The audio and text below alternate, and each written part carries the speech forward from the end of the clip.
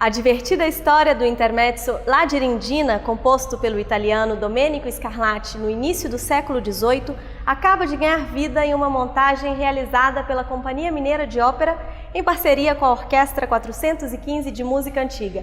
E a gente, é claro, acompanhou tudo de perto para você. Signora Girindina, così sempre infincata, ancimalo venite ogni mattina. Cominciamo! A voi tocca, aprite bene la bocca. Ma spurgatevi prima. Spunto!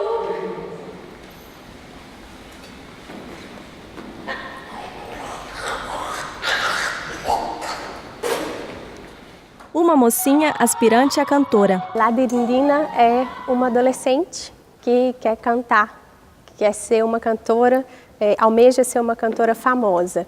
Então ela tem aulas de canto e tem aulas de teatro.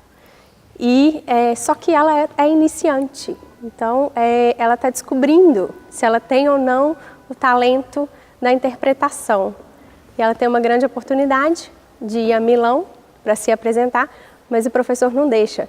Então ela está sempre no embate de ir a favor do professor dela de teatro ou a favor do professor dela de canto. Um professor de canto velho e de ego inflado. Eu faço o Dom Caríssimo, né, que é um professor de canto, muito conservador, com as ideias bem estabelecidas, né, e muito rígido, né, nas lições de canto, com todas as alunas dele. E principalmente com a Girindina, né, que ainda é uma jovem, que está almejando já ser uma estrela e tudo mais. Mas ele é um cara que tem um ego assim, muito grande, e também ele quer exercer um certo controle sobre os alunos, e principalmente as alunas. Ele é um pouco tarado com todas elas. Ele tem essa paixãozinha assim, né, de professor e alunas. Na verdade, eu acho que ele é um pouco safado nessa história toda, né? Bom, mas o Dom Caríssimo, ele é esse cara que é o velho e ao mesmo tempo quer ser um pouco jovem, porque ainda bajula muito as alunas, né? E quer ser também um cara muito importante, acima de tudo, né? O ego é muito grande. E um jovem professor de teatro que ensina às alunas sedução. Meu personagem, eu interpreto o Lichone, que é o professor de cena da Girindina, nossa querida Girindina. Só que eu não vou ensinar para a Girindina a cena propriamente dita, eu vou ensinar para ela a arte da sedução. Esse é que é o meu personagem, o meu grande desafio com a Girindina, é esse, ensinar para ela a como seduzir os nobres. Ele não está muito importando com a música, com a cena, ele tá se importando mais com a sedução dos nobres. 3 personagens perfeitos para uma divertida história. Domenico Scarlatti compôs La Girindina no início do século XVIII para ser o intermezzo de sua ópera séria Lambetto. Resumidamente, a Girindina é uma cantora, uma estudante de canto, pouco experiente. Ela tem um professor que chama Dom Caríssimo, que é um velho professor de música, que, como todo velho, tem suas manias, né? E é muito conservador. E ela tem um outro professor, que na verdade é um cantor castrado que gosta de ensinar ela como atuar. Então tem aí esse contraste do professor de música mais tradicional e o outro que quer ensinar ela a atuar o tempo inteiro, dar dicas dela que ela tem que fazer. E o conflito é porque esse professor novo, esse jovem, que é o Lichone, quer levar ela para Milão para cantar numa ópera.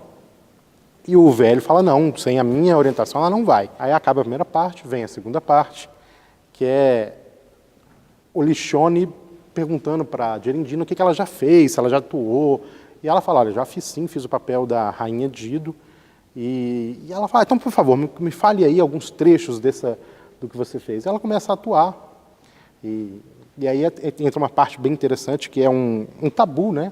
Para 1715, 1718, era um tabu, ainda hoje que ela começa a falar que estava grávida do Enéas. E aí, quando o Dom Caríssimo entra, ele não entende que ela está representando. E ela acha que ela está grávida do Liscione. E aí cria o outro conflito do segundo ato, que é uma confusão, que ele fala, olha, vocês vão ter que casar, porque ela não pode ficar grávida, né? No entanto, pouco antes de sua estreia, em Roma, em 1715, La Dirindina foi proibida por causa do libreto. O enredo aborda temas como a gravidez, a liberdade da mulher e o machismo, atuais ainda nos dias de hoje. A Dirindina, né, que é a personagem principal, ela tem seus 15 anos, 16 anos, né? E ela é libertária, né? Ela, assim, apesar de... Imagina que nós estamos em 1715, né? Que temos todas as questões sociais, que eram ainda mais pesados do que hoje em dia, né? O conservadorismo, o tradicionalismo da época, principalmente da sociedade, né, europeia. E ela, apesar de toda a tentativa do seu professor de colocá-las, vamos dizer, no eixo, ela se liberta e fala assim, não, eu faço o que eu quero, né? Eu vou para Milano cantar a ópera porque eu quero, assim, eu quero trabalhar, eu quero, né, ser vamos dizer assim, uma estrela. Em contrapartida, tem questões também, né, que acontecem nessa ópera que não é tão feminista assim, que a gente pode considerar até como um pouco machista, porque o outro professor da Dirindina, que é o Liscione, diz para ela, quando a Dirindina pergunta se ela vai se dar bem nos teatros de Milão, porque ela sabe que ela ainda não está pronta. E aí ele diz, você tem todo o capital necessário para se dar bem. Você é bonita, é bela, tem olhos bonitos, então assim, não se preocupa com o talento. Então, quer dizer, a sua aparência vai impressionar o público. E ele ainda diz assim, quando você estiver cantando, mesmo que a cena diz que você tem que olhar para um outro ator, dê uma olhada para um rapaz na plateia, depois dê uma olhada para um outro rapaz, que assim você vai conquistando todo mundo, vai conseguir tudo que você quiser. Né? Nesse ponto ela é machista, né? Tem essa dualidade entre o feminismo e o machismo. Apesar de o libreto abordar temas tabu, a música de Scarlatti não fugia ao estilo da época, sendo marcada pelos recitativos. O Domenico Scarlatti nasceu em 1685, que foi o mesmo ano de Johann Sebastian Bach.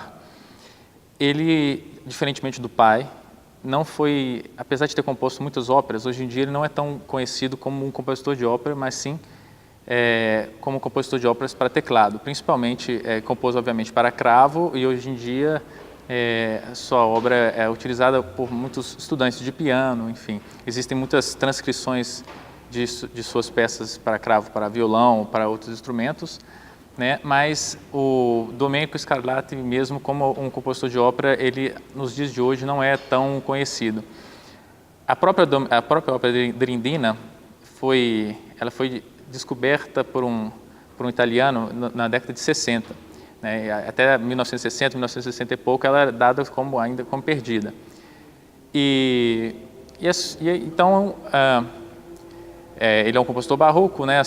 Tem as características realmente voltadas para o barroco, mas por ele já entrar no período clássico, né? Algumas pessoas dizem que ele também tem algumas características, principalmente da sonata clássica, né? Que Mozart mais para frente compôs nesse estilo. A característica principal dela, ela tem 6 números musicais, bem simples, mas tem longos trechos de recitativo. Né? E, inclusive, é interessante porque, estudando essa ópera, você já consegue ter uma ideia de como é que eram os recitativos das óperas italianas que surgiram a partir daí, né, pós 1715, que é uma das principais características da ópera italiana, em contrapartida com a ópera alemã, por exemplo, é justamente ter o recitativo acompanhado do contínuo, do cravo, e no caso aqui a gente também utiliza a viola da gamba. Na música alemã, por exemplo, a ópera alemã, os recitativos, eles não eram acompanhados, eram, na verdade, falados, né? Então, essa é uma característica que, né, principalmente o recitativo nessa ópera, ele é bem predominante. Non ho dormito molto. Già che il fornello è acceso, volete poi qualche bevanda calda, terroso lì condita, o la china. O desafio de cantar, porque o papel foi escolhido, foi colocado primeiramente para contratenor, com opção para tenor. Eu sou tenor, né? E como se trata de uma ópera barroca, tem que ter uma suavidade que às vezes os tenores mais, né? Tem que baixar um pouquinho a bola, não pode ser muita voz, não pode dar tudo, tem que ser mais contido, tem que ser um pouco mais suave, leve. Esse é o grande desafio. O mais desafiante para mim é porque quando ela vai interpretar, ela tem um timbre vocal diferente de quando ela vai cantar. Que é exatamente essa dualidade, né, dela entre o professor de teatro e o professor de canto. Para interpretar o Dom Caríssimo, eu recorri assim, a cacos do dia a dia, né, pessoas que eu até conheço, alguns trejeitos de andar, de falar, postura, né? Até de morder a língua, que é uma coisa mais da pessoa mais idosa. Então, assim, você vai compondo o personagem, né? Mas é até muito divertido fazer isso, porque são muitas facetas, né?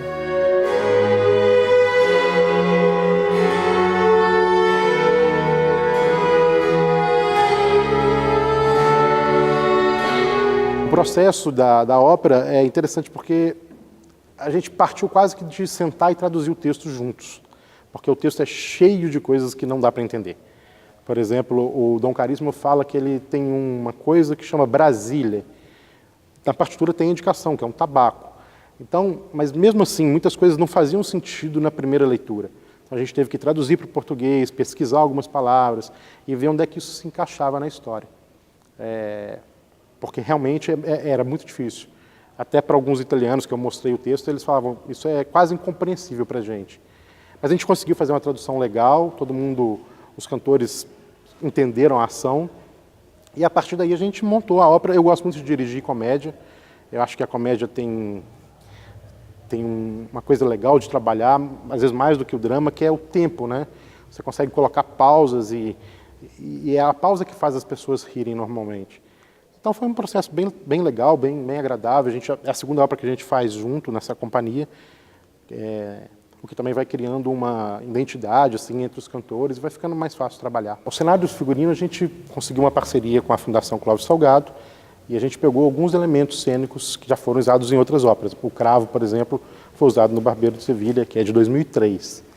E eu acho legal porque essa parceria que a gente está fazendo vai se estender pela temporada e a gente vai acabar usando elementos de outras óperas, que é uma forma de também trazer à vida, né, algumas coisas que estão guardadas lá há anos. Os figurinos, eles são acervo da Companhia Mineira de Ópera, que vão de várias doações, né, algumas do Francisco Mairim, que é um produtor de ópera, que tinha algumas óperas produzidas, e outras até de alguns acervos mais antigos, dos anos 80, que a gente tem usado. O figurino especificamente dessa ópera, os dois homens usam... na verdade, a gente tem figurino de 3 óperas, para vocês terem uma ideia. Cada um de uma ópera diferente. Todas da mesma época, então eles combinam bem entre si. Essa parceria foi muito bacana porque a orquestra ela existe desde 2012 e desde o ano passado a gente tem feito uma temporada. Cada mês um repertório diferente. E então, nesse caminho nosso, sempre foi uma vontade a gente fazer uma ópera completa. A gente já fez alguns trechos de ópera, mas a ópera completa, com cena, né, inteira, a gente nunca tinha feito. Então, foi um encontro muito bacana. A gente ficou muito feliz de fazer esse encontro. Encontro que vai ecoar no segundo semestre. A Companhia Mineira de Ópera vai realizar uma temporada de óperas no Teatro Raul Belém, com montagem de 6 diferentes títulos. Eu voltei em 2014 para o Brasil, tive essa ideia de montar. Nós tínhamos uma oportunidade de fazer uma montagem de uma ópera ano passado, acabou que teve algum problema, mas a gente já tinha ensaiado. A gente falou, vamos fazer mesmo assim, né, porque já está pronta, e aí nós conseguimos fazer uma resta lá no Teatro Nova Lima, fizemos a Rita do Donizetti, e surgiu essa oportunidade também de fazer essa parceria com a Orquestra 415,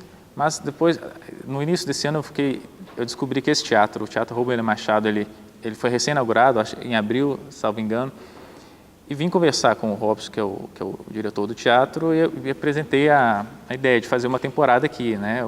Fazer uma montagem por mês, uma vez que a companhia já tem figurino, né? Nós conseguimos, né, essa parceria na Fundação Cléo Salgado, onde eu também trabalho. E então comecei a conversar com os cantores, com os diretores cênicos, e todos aderiram à ideia, né? Vamos montar agora em agosto novamente a Rita. Em setembro vamos montar uma ópera de Rossini, que é o La Cambiale di Matrimonio, né? Já também está confirmada. E temos algumas montagens que ainda não estão fechadas para o restante do ano. A nossa ideia, na verdade, é banalizar a ópera mesmo, né? Fazer montagens com muita frequência, obviamente vamos dar prioridade para as óperas mais curtas, que é o caso dessa ópera, que é uma comédia, uma ópera leve, né? É difícil trazer uma ópera de 3, 4 horas para quem ainda não conhece do gênero. Mas a minha expectativa é muito boa. Saputo, carissimo, quanto abbiamo virtute il vostro viso bello, regolar battute, se tanto ne fa fare.